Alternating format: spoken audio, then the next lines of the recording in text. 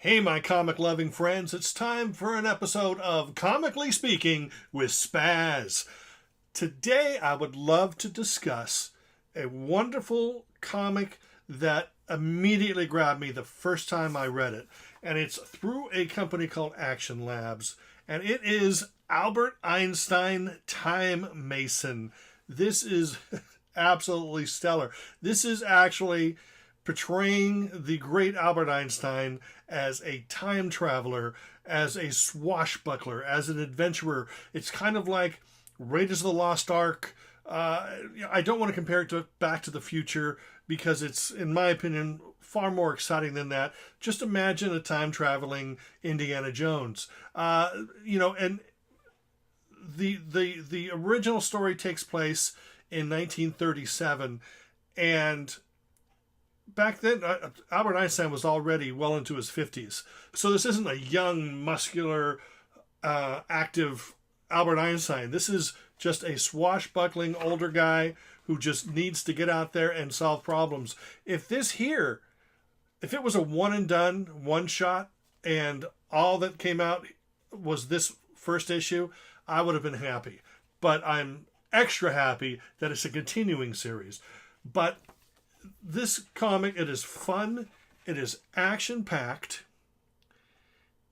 it is full of humor, and while the art isn't like Jack Kirby or anybody like that, it reminds me of those days of when comics were fun and when comics were colorful and when comics made you think, because I mean you're dealing with Albert Einstein here. In this issue, somebody in the future has stolen his brain, so he needs to travel into the future. We're talking 250 years into his future and try to get his brain back. And of course, the brain was stolen after the older Albert Einstein died, but the younger Albert Einstein has to, well, you get the idea. But it is fun, it is jam-packed, lots of stuff going on in there. Great art, great story, great concept. And of course, I'm not going to tell you how it ends, but this does feel like a one and done. It feels like that's all that was meant to happen. But thank goodness issue 2 comes along and it throws him in the middle of Turkey in I think it's the 8th century, and he's got to deal with Alexander the Great.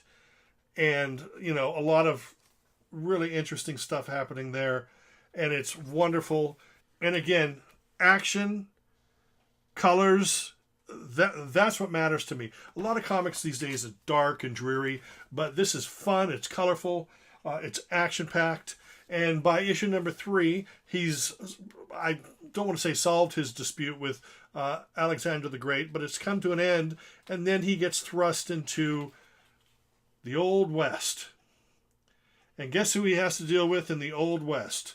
That's right, he has to deal with Billy the Kid. So while he's trying to find a nefarious time traveler and stop him and his plans, he's got to deal with Billy the Kid and all the wonderful things that happen in the Old West. That continues into issue number 4. And guess what he encounters once he has a problem? I'm not going to give it away, but once he has a problem, he gets thrust even further back in time. And guess what he meets? Yes, dinosaurs. And I'll tell you, there's 2 things that get me when it comes to comic books. I always love sharks and dinosaurs. I can't tell you why, but I'm really hoping sometime in the future he's got to deal with a great white shark. But there's only 4 issues out so far.